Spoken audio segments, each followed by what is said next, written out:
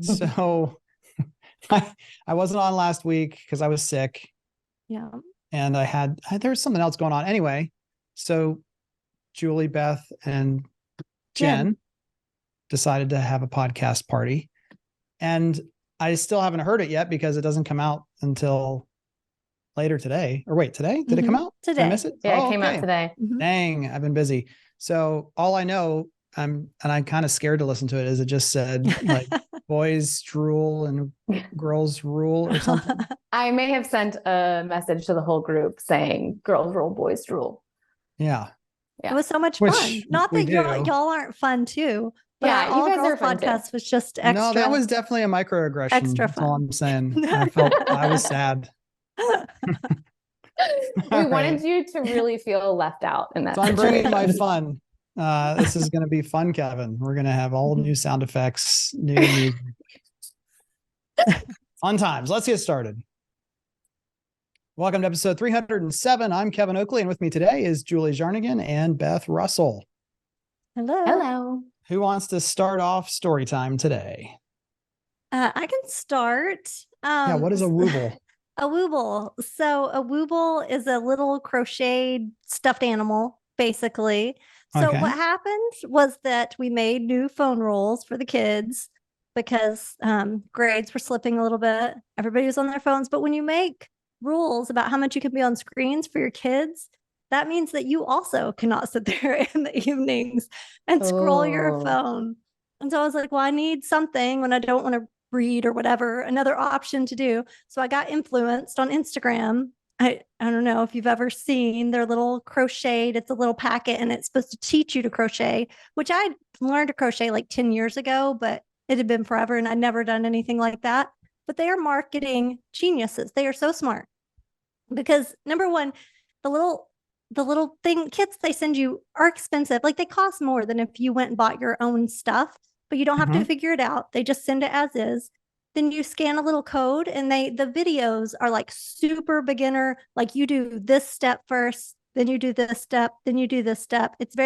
And then if you have a question and it can't answer it, it gives you an email address and a phone number of who to contact to ask your question to.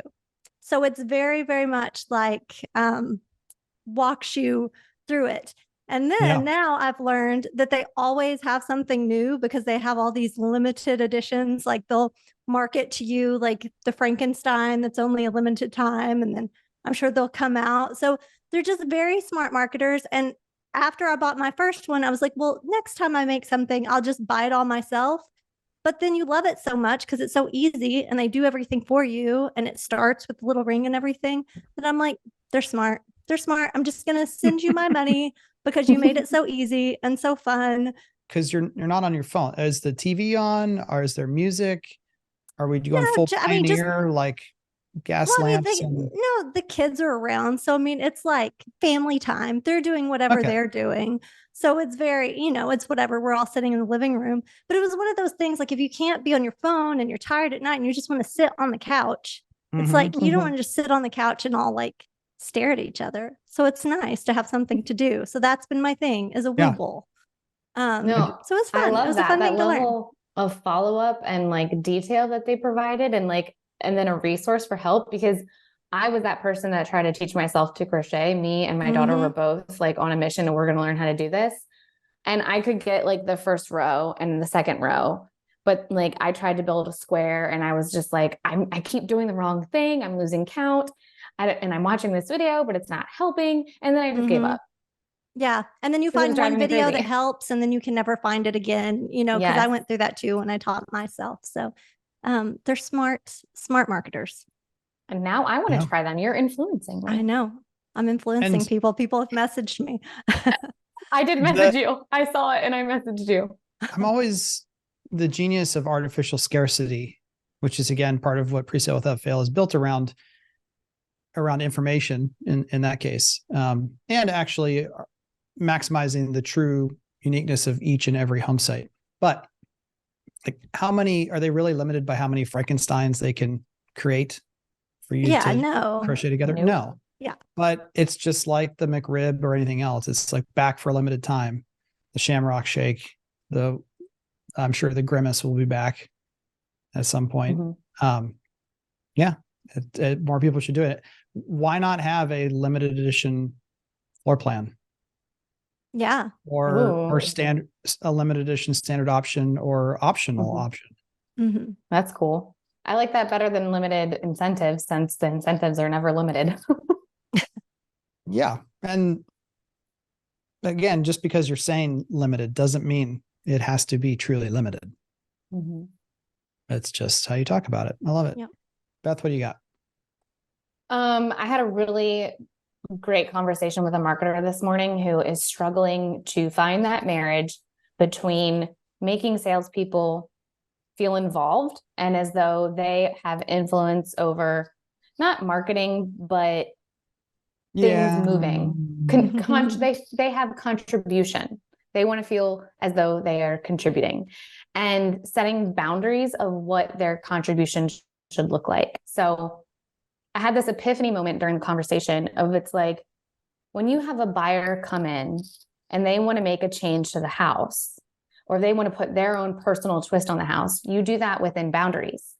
You do that within a set number of restrictions that you have as a company, because not only is it something that you can actually do that you know fits within the constraints of the plan and the limitations you have as an organization. And so we are constantly telling our customers that they have to live within these boundaries that we set for them, but we're not doing that internally as a team, especially when it comes to marketing and that conversation between sales and marketing. So in this example, we were talking about Facebook. We were talking about, on-site team members having their own Facebook and putting their content out there. And they should do that within the boundaries set by the marketing team, because they are representing the brand, and the marketing team should be the protectors of that brand. If that salesperson leaves and all of a sudden the messaging changed, or you can't get that Facebook page back and it has your name attached to it in 10 different ways, or if they're sharing content that you can't get because they're not sending it and sharing it to you, you're just hurting your brand and hurting your company. So allow them to participate, allow them to feel the level of contribution that they can, but do it within the boundaries that you set for them. Yeah. It's team members are not children. What I mean by that is I have 4 kids. If all 4 kids, when they were 2 years old, let's say they were all 2-year-olds at the same time and they all drew pictures. Doesn't matter what the picture looks like. I put it on the fridge. Everyone gets a picture on the fridge. You do not have to put everyone's picture on the fridge. But there is this tension of, we should be curating and crowdsourcing from any available team members. And how you do that is tricky, because you don't want to muck up like where marketers go to work in your CMS system, in your well-organized folders and files of images and videos, et cetera. You don't want to muck that up with 100 different people sending you mostly mediocre stuff. So you do have to find ways to allow people to contribute without promising that you'll hit publish. Yep. But the people who are good at it, their stuff gets published. That becomes a reinforcing mechanism to encourage them to do it more. And the people who keep trying but aren't quite getting there, when you or the team has time, you can train and try to, show them how to do it better, because they want to do it better. Yep. But yeah, it's interesting that employees, generally speaking, they don't feel like it's co-opting to take the company's name or their community name and say, this is the page of this thing. It's like, well, it's mine. I'm just doing it. It's just me. Like, well, then you would just do it on your personal page if it was just you. So there does have to be some recognition that, like, you are actually using that intellectual property as your own. That's exactly what we're talking about. Like, they can brand themselves in terms of an expert in the real estate world or new construction or whatever. That's fine. If they, as a salesperson, they want to brand themselves, I'm fine with that. Where I get frustrated is where they are branding themselves without acknowledging the fact that they are a subset of another brand, and what they are selling is not theirs. It is of this home builder. Their product is not theirs. And so you can't take your name and put it on something that is not yours. That's fair. My story time is my new favorite saying, or thing to try to help marketers train themselves to say more frequently in meetings or discussions with others, which is, that's interesting. What data point did you reference to come to that conclusion? That's interesting. What data point did you reference to come to that conclusion? Because anytime the market gets tough, all the feelings come out everywhere. All of the, I'm the expert, I'm closer to the customer. That's the stuff we tend to hear from the set. Like, I'm talking to customers. I know.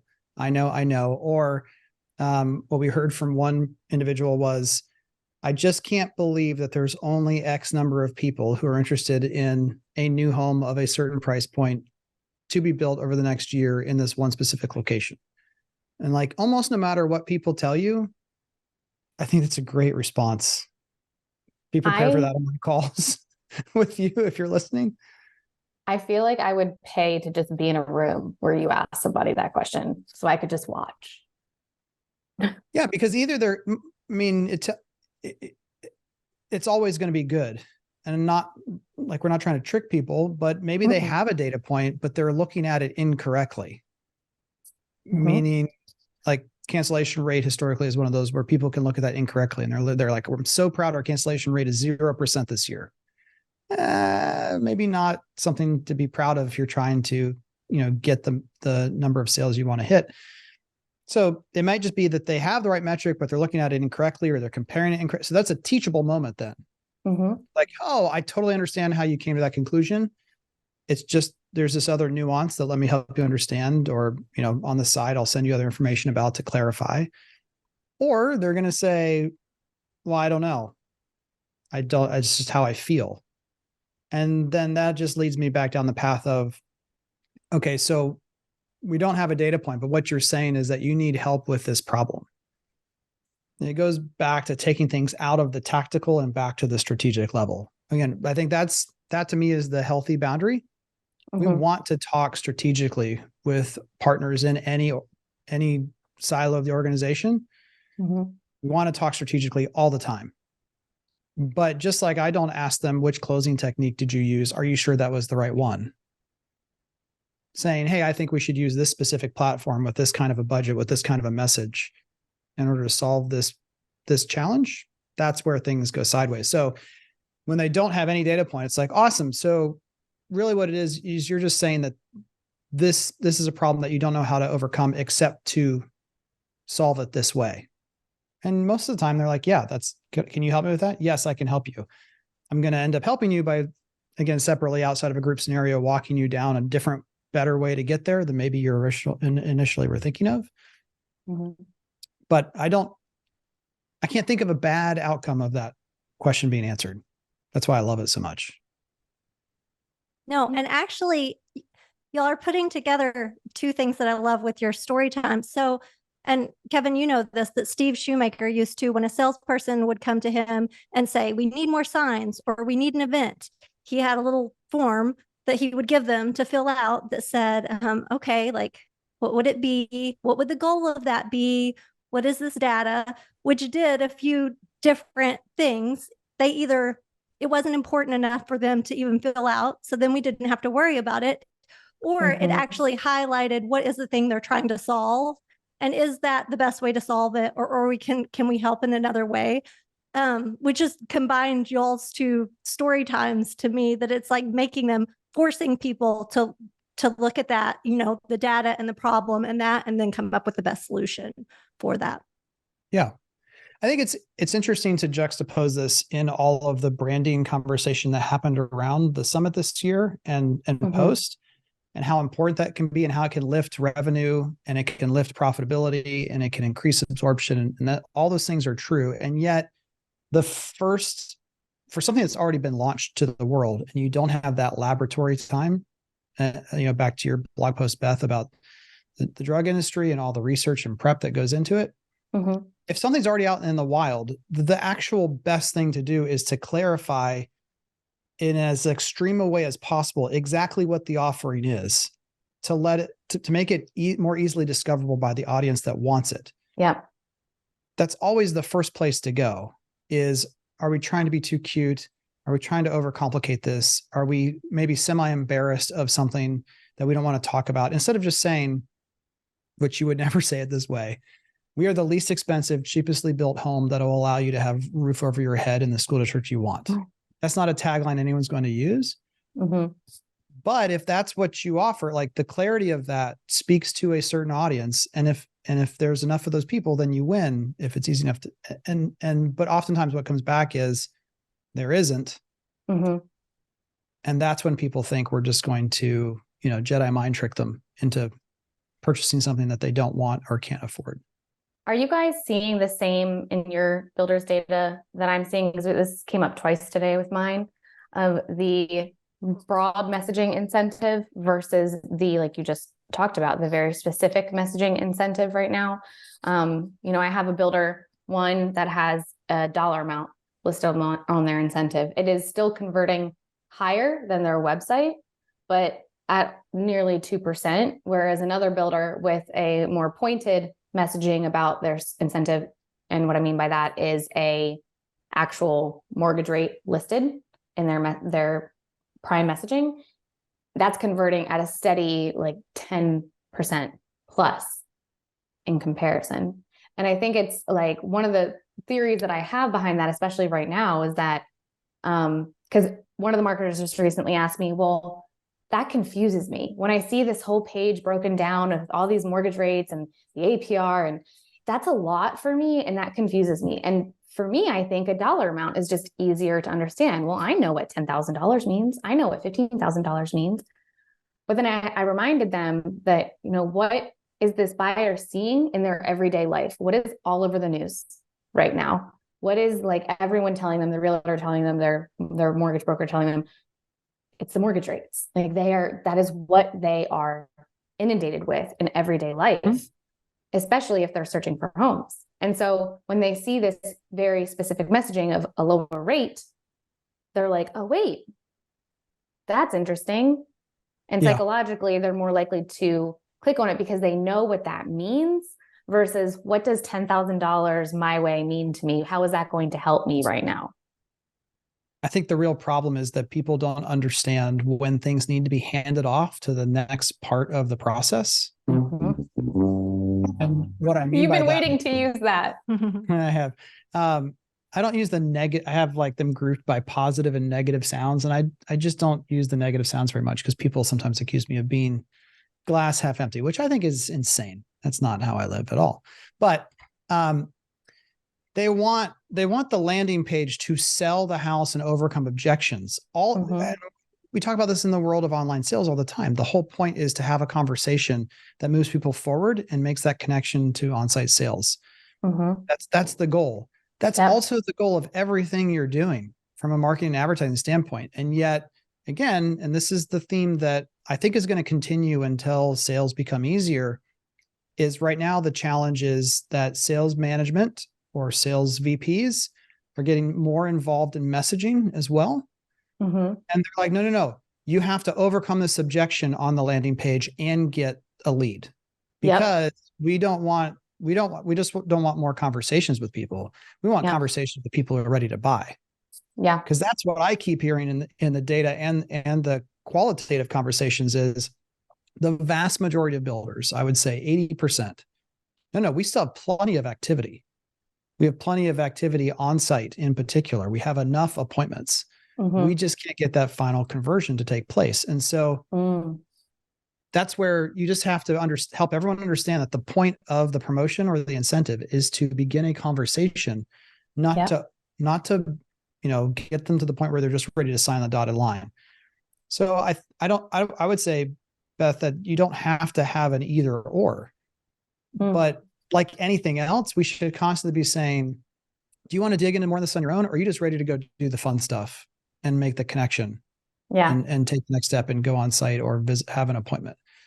You can always go deeper, but most people don't want to dig deeper into the financing. It's certainly not at the top end of the funnel. And that's the other thing I would say is that generally still what I'm seeing anyway is that there is no incentive that's bringing vast number of new people to the market. It's still speaking primarily to that middle of the funnel and bottom of the funnel. Say it again, Kevin. Which is important because, again, the number of people in your CRM system from the last 2.5 years is enormous. Mm-hmm. And so finding that right message that gets those people to respond and re-engage is arguably more important than trying to find the new people. Yeah. I've also talked to a lot of builders recently about surveying the people that haven't moved forward to find out like what is the most challenging part of this market right now and holding them back, or why didn't they go with them, to find out. Like we talked a lot about the one-to-one, right? The personalization, the things like that. And I think those survey results will tell them, going back to market research, will tell them that it's not the top level stuff that's interrupting them. It's the middle stuff that's interrupting them. It's okay, well, the timeline doesn't match up. I have to go here. There's more going on than I think we think, and we can't solve it all at the top. Right. Yeah. There's so many ways I want to go, but we've got a lot of news articles too. Do I want to pull us backwards on that? Yeah. Just okay. A little bit. So just a little bit more. So the reason that new community launches tend to fail is that people don't know how to activate the list. Building the list is typically never the problem. If it is, just call us or email show@youconvert.com. We'll help you understand. Getting people on the list generally is never the hardest part. The hardest part is activating them properly. And it's because they're like people who just give it their best shot. They're like, well, we sent everyone an email and no one showed up, or we only got 3 appointments. Send another one. Okay. Sent another email and we got 5 more, but that's it. We're still really sad. Did we call everybody? No. Okay. Now we're going to call, just layering that stuff on. And it's no different with incentives, especially to the database you already have. Mm-hmm. Why would you resend the same exact message with a bigger font size at the top this time and be like, no, now really pay attention to this. So I guess the other part I'm trying to say, Beth, is you do have to pick something. Yeah. And you have to try it, but it doesn't have to stay that way for the whole month. Or if you're going to be emailing people 2 or 3 times during the month, mm-hmm. one that's text only, one that's curated from marketing, maybe something towards realtors, look at different aspects of the same message. Mm-hmm. So your first time, maybe you are talking about the interest rate. And then the second time, to everyone who didn't open up or interact with the first one, you are talking about monthly payment, or you are talking about a different testimonial about how this incentive made buying possible from someone mm-hmm. who bought last month. I think both with new community launches and with communication and promotions, mm-hmm. people are stuck in neutral or first gear, and they don't just keep. You got to be that squirrel trying to break into the bird feeder. Like, how are we going to make this happen? Keep trying. Different message. That being said, like the different message is important, but also like avoid the whole $10,000 this month. Okay, now it's $15,000. Now it's $20,000. Like it's clearly something's not working if that messaging isn't working. Like let's try a different, like you're saying, try a different route. Yeah. Don't just keep going with the same route and upping the dollars, because that is not resonating with them. Yeah, I saw someone is offering real estate agents a 5% or 6% commission. I'm just like, oh my, that's like classic. In those markets that are struggling, by the way, mm-hmm. You all know who you are.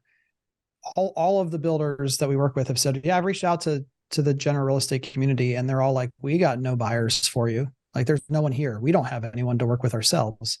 Yeah. So giving them extra money isn't making people show up for them either. Nope. It's bizarre. Yeah. The joke in art school was if you're not a good artist, do it big. If you're really bad, do it red. And if you suck at art, make it big and red. And it's just like, just scream out louder, bigger, stronger. Yeah. That's great. All right. First up from searchengineland.com. And Olivia, if we can cue in Eminem's song, like Guess Who's Back, or Controversy. We need a little controversy. Here's some controversy. Google is accused of downplaying ad price manipulation. So they're being sued. They got a couple different problems right now, Google does, around antitrust, and also this inflation of ad prices. Some advertisers believe that Google is quietly inflating ad prices by 100%, a stark contrast to the 5% suggested by the search engine. The search engine has admitted at the federal antitrust trial that it frequently inflates ad prices by as much as 5% without telling advertisers, sometimes 10. And everyone's saying, yeah, baloney. We think it's up to 100. Now, I want to get your two takes, but I just want to, for the audience, Google's take on this is basically, hey, you're telling us what your maximum cost per click is, what you're okay with it being. And so, we might just add a little bit, but it's still going to be under what you told us you were happy to pay per click. So all is fair, right? And it's just 5 to 10%. It's like a rounding error. Well, number one, it's just the fact that there's no transparency, that you're saying it's one thing. We're calling it an auction, but it's kind of an auction, and it's kind of, we're setting whatever we want. The second is that that's tied into that they're inflating the things to meet their own revenue goals, which, I mean, obviously that's a conflict right there that doesn't help advertisers. And then also, I just wonder, I don't know if I'm explaining this right, but really they're setting pricing on impressions where we're looking at it as just clicks. If it was a pure auction, it would feel like it was just clicks, but how they're raising and lowering prices without telling us is more on clicks and ad quality. So I think they're trying to say, well, we're just trying to raise the quality, but it's leaving us out of that equation, the advertisers out of the equation. They're benefiting themselves with that. Yeah. I wonder, I think I follow where you're going there. You went as nerdy as you can get, which I love. For me. No, just period. Because I'm like, again, I'm like the cat hanging on the branch. Like, I think I know what she's going. I think maybe this is also just Google doing a terrible job of explaining, because to your point, it's not just who bids the most money. Yeah. It's who bids the most money and has the most relevant ad that typically gets clicked the most. So there are certainly other things beyond financial measures, but that's really not what Google said, even if that's what they meant. Like, hey, there's other factors here. What you said was, no, we just inflate prices by 5 to 10% if we believe that we can make the money on it. Now, Google, by the way, of all of the major tech organizations, Google generally scores pretty well in trust with consumers. And I can't explain why. They rolled out, there's a phone, I think it was the Google Pixel 5 or something like that. I was reading or watching a Marquise Brownlee YouTube video on this, where they said, hey, you buy the phone and for one monthly fee, you can get YouTube Premium, YouTube TV, all these different, like 6 different features. And every 2 years, you'll get a free upgrade of your phone to the latest Google Pixel. It was called like Google One or something. Guess what program they canceled and terminated just a month or two before the 2-year mark? Like, these are some shady folks, and they get away with it based upon the, hey, we try lots of things and then we shut things down when it's not working. But they're like their logo their tagline should be Google, the warehouse of empty promises. P.S. We're also really good at search and video. Like, they do some things really well, but they're not to be trusted. And we even started today on our call with Andrew. He's like, who's seeing this other warning message now that they're adding onto accounts that's basically saying, spend more money on your bids. Yeah. The person managing your account might not be doing you a favor by doing it this way, even though, and this is, we just kind of passed this article around, where it's like, exactly, that's why we manage bids the way we do, because you cannot give Google control. It's just like clear as day that they don't. Also, did you see, by the way, that Amazon like admitted that they raised prices by like up to 30-40% on products that they believed they could during the pandemic? Just like, let's just make more money. We can. Well, that's what they call do. it greedflation. Which, speaking of Amazon, their second Prime Day just wrapped up. And my favorite thing about Prime Day is that you look at the price and then it says like original price, like the price it normally is. But if you go to Camel and look at the price history, that the average price is actually like closer to the Prime Day deal. And they just knocked it down like $1 or $2. Like it's all manipulation, which is how marketers get such a bad name. Yeah. Yeah. Can we not call it that marketing? That needs to be another word. No, I'm just kidding. Bad Google. I mean, it's still, and that's, again, you just need control. You need really limited keywords. You need manual bidding on terms. Performance max campaigns are from the devil. Say it loud, say it proud. Okay. Next up, from redfin.com, 59% of recent home buyers say that purchasing a house is more stressful than dating. It's been a while, so I don't know what dating's like, but baby boomers are most likely to say the opposite because, again, they haven't dated in a while, maybe either, with nearly half saying that dating is more stressful than home buying. Divorce and finding a new job are the only two listed life events that a majority of respondents said are more stressful than purchasing a home. This is weird. I mean, it was a weird survey. Like potty training a child was on the list of things. Getting into college, like very specific, getting into college. But I when this first came out, that was exactly what I said, Julie. I was like, potty training? Yeah, what? I don't know. I think this is a little clickbaity. Like, what can we do that maybe people will I agree with you, but look at some of these. Some of these are fascinating because we typically talk about how broken the like processes of buying a car. Yeah. And yet 66% of people said buying a home was more stressful than buying a car. And so I agree. Clickbaity, maybe things positioned in a way for extreme effect, but why do we think like just the top line truth of buying a home is really stressful? It might be like stupidly obvious, but let's just name out some things why we think it's really stressful. Spending a lot of money is very stressful. Yep. Lack of options. Getting a mortgage and answering all those questions and figuring out maybe you don't know all the answers to all the things you should know is stressful. Yep. Moving is stressful. Beth knows this. Yes. Yep. And we talked about before, like it's not just the physicality of moving, it's the mental reorganization that has to occur of everything needs a new habit. You know, like just how you walk out of bed and into your bathroom, your brain has to relearn. So it's taxing. Yep. There's no opportunity for trade-in, like no take-backs, right? Like I'm just going to try it for a week. So you're stuck with your decision for a period of time. Yeah, you can't have a first date with a house that you're buying. What about the shopping process?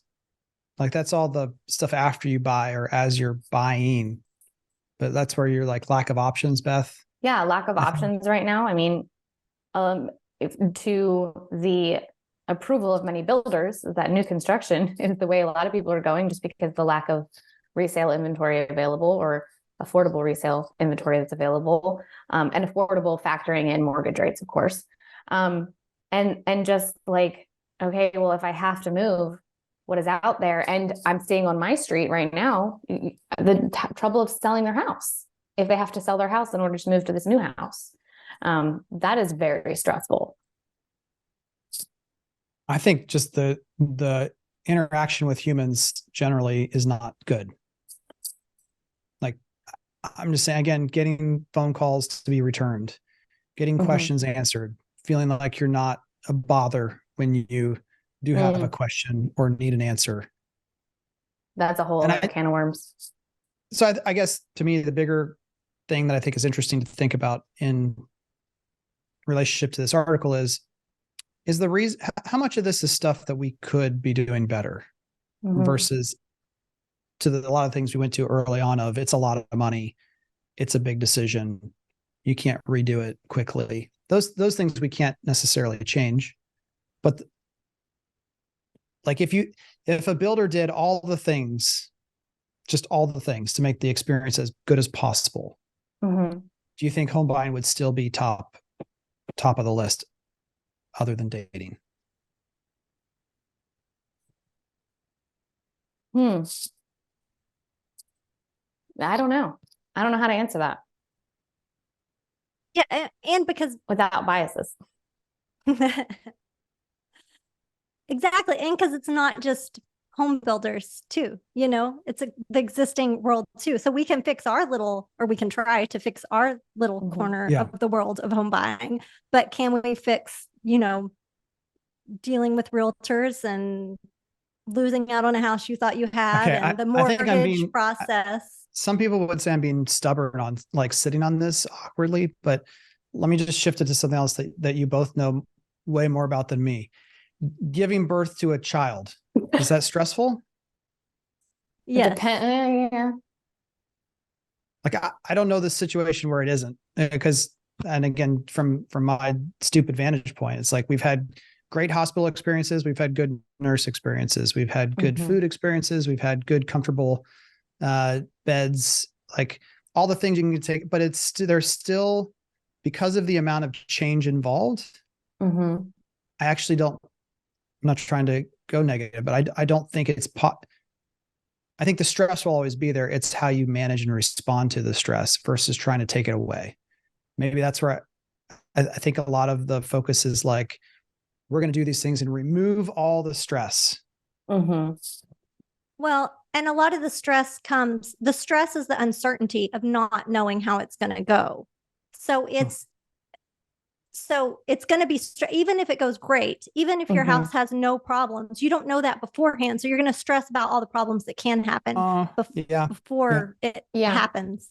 And that's why moving has been consistently one of the biggest stressors in someone's life. And it's because just the simple act of moving is stressful enough. But then right now you're layering in a lot of other issues that the stress is never going to go away, like you both just said. But there's ways that we can respond better to it, or help people respond better to it, that are a little bit more creative that maybe we haven't explored yet. Like the most stressful part about having a child and purchasing a new home is the stuff that happens after having a child. It's the healing. It's the bringing the baby home, adjusting to a new life. It's the no sleep. It's the feeding issues. It's all of that all happening at once. And then from moving and closing on a home, then you have to move. You have to hemorrhage more money. You have to get used to a new house. You have to unpack your stuff. Okay, Ask me how many boxes I still have. Time out for a second, because I love it. Because again, I'm just a guy who doesn't know much. So imagine in this scenario of you having a kid, and then as soon as you come home, your partner says, "Hey, I'll be back for a 30, 60, 90, 120 day inspection, but you figure this out." How would that go down? Terrible. Right. So I think we just solved a bunch of things for a bunch of people here. We know that the stressful part often comes after moving in. That trigger moment where you're like, oh my gosh, my kid just punched a hole in the door, or like this new thing is being destroyed before my eyes, or I found something that they missed and they're probably going to say my kid did it and they didn't do it. So but it's clear as day that that's where the vacuum occurs in terms of the builder's interaction with the customer. Yeah, absolutely. Is this also your subtle way of announcing we're going to have like a parental leave policy now too? We have one. We have one actually. Are you talking about spousal policy? Yeah. No. So yeah, so I think the post event is a big part of it. And the other thing that I was considering talking about as my story time was I took my oldest to visit college for the first time on Monday. And she's, constantly, she's a junior, so she's got time to figure this out, but she's constantly like, I just can't wait to get out of high school, get to the next phase. Like, I'm ready to be an adult, give it to me, let me out. And she wasn't super excited about this first school we were going to, because there's only like 3,000 kids on the campus. And it's in Indiana, kind of in the middle of nowhere. But she had done some research and she thought she was ready, and like this was all going to be beneath her. And then she texted me at 6 a.m. the next morning after spending the night in the dorm. And I was like, how'd it go? She's like, oh, the dorm was awesome. All the people here are super nice. I love it. But I'm just so freaking happy that I have 2 more years, because I am not ready for college. Like, I'm not ready to be all on my own, doing my own things, be in this place where I don't know anyone else. Like I need time to go back and like she's also like, I just appreciate the community I have and the people I know at school. And I'm going to maximize those next 2 years of relationships with those people because I know now, like, I can see the change. So part of this is also we talk and have talked and will continue to talk a lot about inoculation being an important aspect of what you do, is setting expectations. Mm-hmm. And yet, like, did you set expectations well enough or not? I don't think can be defined by simply what the customer's reaction always is. Yeah, absolutely. Because you can tell them and tell them and tell them and tell them, but they're still going to have a reaction in a lot of cases. And you just got to be ready for it and be available. Well, I think, and what you said there too, like, but you can tell them and tell them and tell them. Oftentimes they're only telling them once and expecting them to remember. That doesn't work either. And once through one format. Yep. Like, everyone knows email and everyone's scared to keep sending emails. And you do have to make sure it stands out above the clutter. But the number of emails that I get just from my kids' school on a weekly basis, exhausting. And then, you get one email from the builder about an important milestone that gets sent to spam or junk. And then you're just internally, your team is incredulous. Like, why don't customers just understand they need to come prepared for this thing? Maybe if it's important enough, you should tell them more than once from more than one method. Where's your sound effect? So, from nowbam.com. This is an interesting, it's a like Inman-like publication, but they like to go edgy, and they have a YouTube channel, and I watch some of them, and one of the guys is kind of a weird, jerky. So anyway, just keep that in mind as we talk about the article. But homes.com claims, this is not the headline, but I'm adding this. Homes.com claims it has hit 100,000 monthly visitors. Mm-hmm. Zillow's rivalry heats up. So homes.com is owned by CoStar, and their goal, they say, Andy Florence is the CEO, says, hey, we're going to be the number one syndication platform for residential homes. And they claim that they hit 100 million unique visitors last month. Realtor.com and Redfin reported 74 million uniques. That would put them in second place, and Redfin reported 52 for the quarter. So that's by the quarter, and they're saying 100 million in a month. Now, here's what's interesting is this would be a 1,290% increase in traffic year over year for the site. So I can't recall if it's mentioned in this article or not, but I think both Zillow and Realtor.com are like heads or some other third party that they probably pay or nudged and were like, hey, can you help us refute this? They're like, yeah, that doesn't quite seem right. Because the prior month they had like 70 million, where I should find the exact numbers, but basically they increased by like almost all of the traffic that Realtor.com gets in a month by a month. Is what they're claiming. Mm-hmm. So take it with a grain of salt, but everyone does seem to agree that they are trending. Now, have either one of you spent any time on homes.com? Mm-hmm. Just after reading this article. I actually had been on there because I used to use the HomeSnap app, and homes.com is now, they acquired HomeSnap or whatever. Yep. And so when I went to go use the HomeSnap app, it was like, we're now homes.com. You got to go download a whole new thing and all this stuff. And at first I was like, nah, but then I looked at it, but then it didn't have the same amount of data that I used to get in the same format. So then I was just disappointed. And I did go Google homes in Mandeville, Louisiana, which is where I live, to see if they came up in the paid search, which they did. So also you have to wonder how much of this is just, did they take 1 month, push as much advertising dollars as they could in that 1 month? Right. Because Zillow didn't come up in the paid search. And I mean, maybe they do have some and it just didn't come up in that one. But, and just push in that 1 month to have these numbers to show investors and all those different people. So it doesn't mean that organically more people are going there than Zillow. Like, there's ways they can weight those numbers. Sure. And there already are platforms that we know basically get almost all their traffic from paid activity, names that you would know. I think what's really interesting about their approach is, and I'll share it for those of you watching the video. This is a listing nearby, and they say, shots fired to Zillow in particular, I think. No fake agents on homes.com. So it shows the listing agent, Buffy Patterson, her phone number. And then it says, no fake agents. We connect you directly to the listing agent who knows the home best. No cold calls, robocalls, or spam from random agents. And that's their whole thing, is your listing, your lead. And their belief is that the best customer experience is to get you in touch with the person who knows that home the best.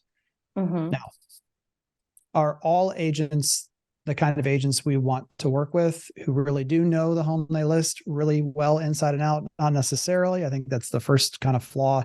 And the second is, if Buffy doesn't pick up the phone, it doesn't matter if she's the most knowledgeable.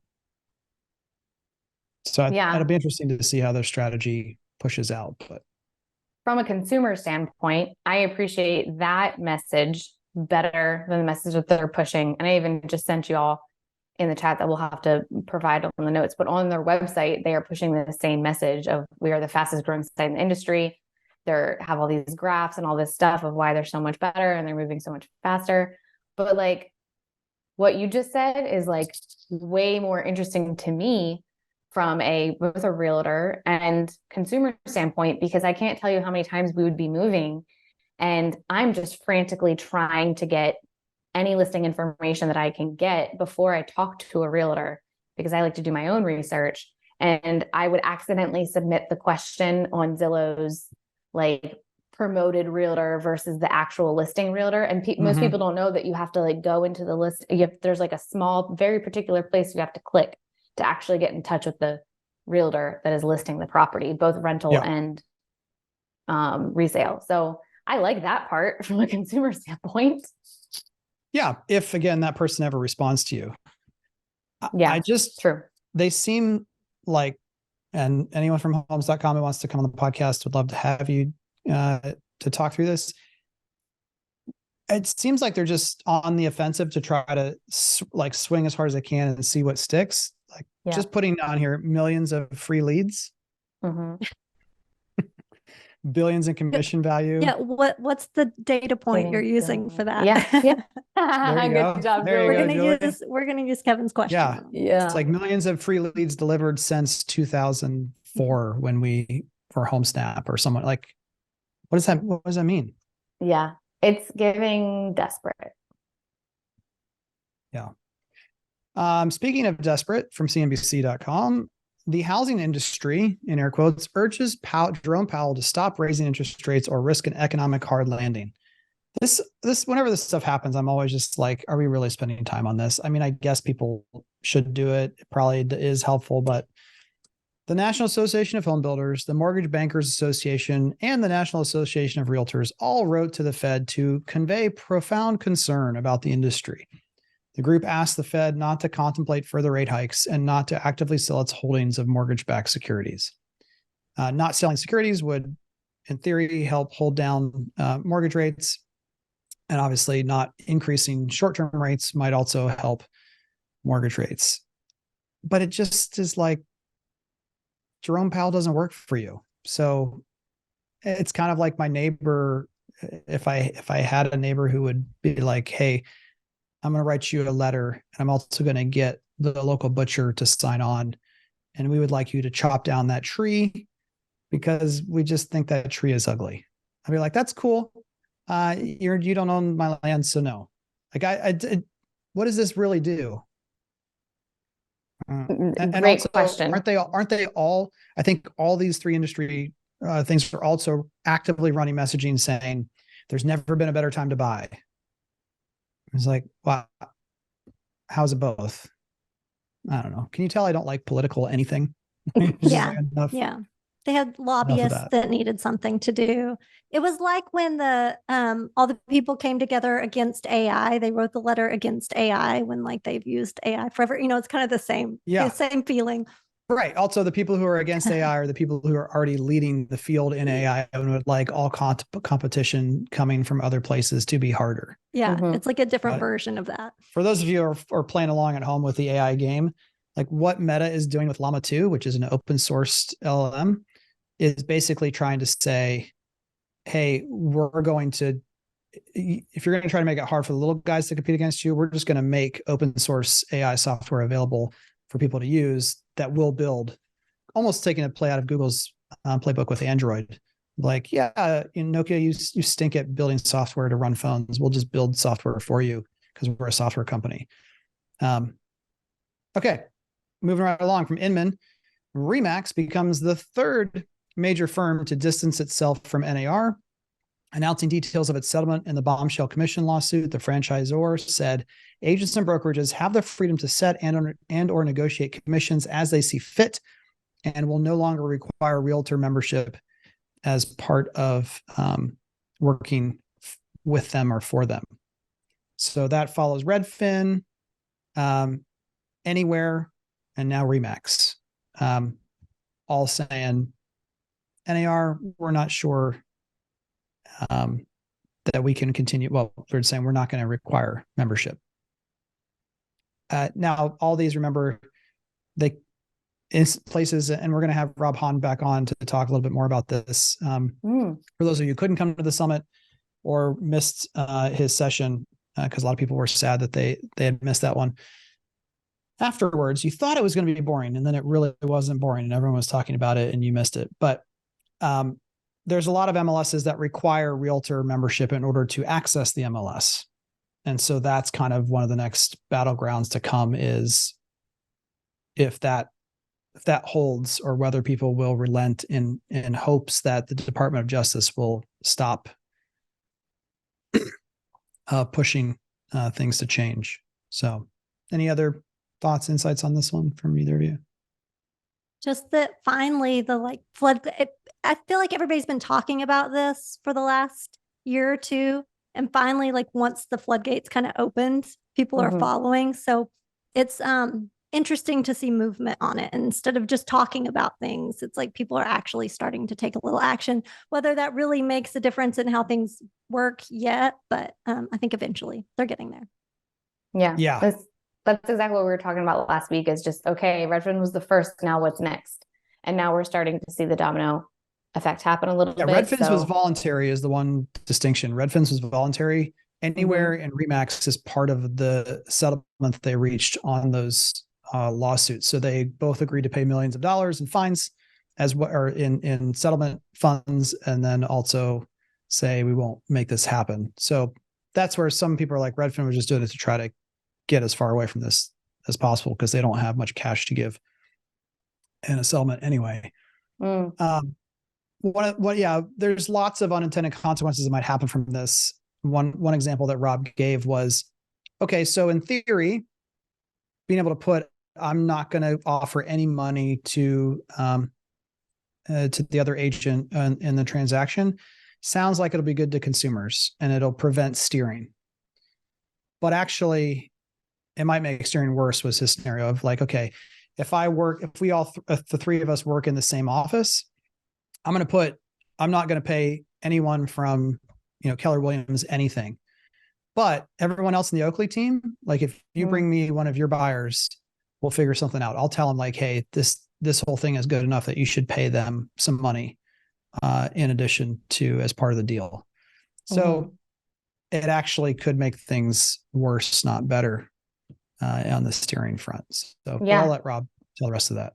Well, and going back to what you said earlier about the realtor incentives that people are pushing, there's people with power that will just throw money, and the steering will be occurring. So I'm interested to see how that plays out. Yeah. All right. Things we love, things we hate. That's how we close out every show from now on. Well, I already talked about mine. Mine's my Woobles. If you need something to get off your phone, go do a Wooble. Crochet a Wooble. It was really cute. Mine is, I was also influenced similar to Julie. I had been waiting for Prime Day to happen so that I could get my Bissell Little Green. If you don't know what that is, it's like a portable upholstery cleaner, carpet cleaner, spot cleaner for pets and whatnot. But when we moved into our new house, we have these chairs that we've had since we lived in Texas, which was like 3-4 moves ago. And they're old, they've been in use, but they've also been in storage through a couple of houses. And so they are stained. And I also have children, so they are stained. And so I just really wanted to bring them back to life now that we have them in use in this house. And that little thing, it did its job. Was the water gross afterwards? Were you like, oh? It honestly, I was a little concerned because I only did 2 chairs as a test to see, and I have to go back and do them again, like out on the patio so that I can like really get the sides. But I showed my husband and I took a picture beforehand, and then we looked at it after and we were like, holy cannoli, it actually worked. I should post like a before and after, but I'm a little embarrassed by the before. My parents used to have their main vacuum cleaner was a Rainbow. Have anyone of you heard of this? Yeah. And it's like one of the last things that was sold door to door by like vacuum salesmen. And it was like the best product demo ever because you fill it up with clean water and then you just vacuum, and there are no bags in the vacuum. It just goes through this big water thing in the center. But like how much dirt you really need to put in water to make it look filthy is not a lot of dirt. Not a lot of dirt. And so it was just like, ew, it's so gross. But Bissells are great. They're great machines. I'm going to try to solve everyone's terrible audio problems everywhere. We all love and we cheer all of you when you make great content for social or video work. But a lot of you really have to pay attention to your audio game. Because when it sounds like this from far away and you're trying to talk about your amazing, it doesn't translate and no one wants to watch that. And it's just like, it's painful. Almost every content creator we've ever interviewed, and we talk about like, which is more important, the photo image quality or the sound quality. They're like, oh, you can't fix sound nearly as easily as you can fix image after you shoot it. So this is the latest iteration of the Rode wireless family. It's called the Pro. It's $399, and that sounds like it's a lot of money, and it is a lot of money. But just the 2 lav mics that come with it, if you were to buy those separately, are $200. See what I just did there in that justification? It's basically like free. The case now charges everything else in the. So you just have one charging case.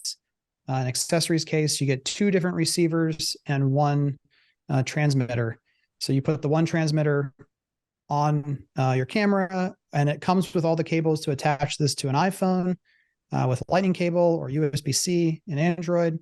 So these are the same things you'll watch on YouTube where people just clip and it has like a fuzzy dead cat on the side. You don't even have to use a lav mic. It's just an all-around easy tool. The batteries last forever. It also has 32-bit float, which technically speaking, that just means there is, Beth's like, 32-bit float is just like super high quality recording so that it can't clip in terms of going too high or too low.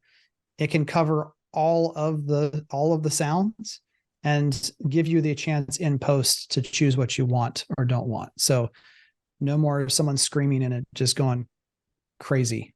It has time coding to sync up with video. Like Olivia, you're like, yeah, let's get some of those for deconvert.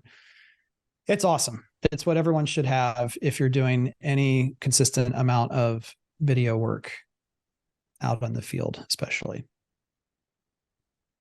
Cool. Thanks for listening. We'll see you next week. How about that? I like that better. See ya. Bye. See ya.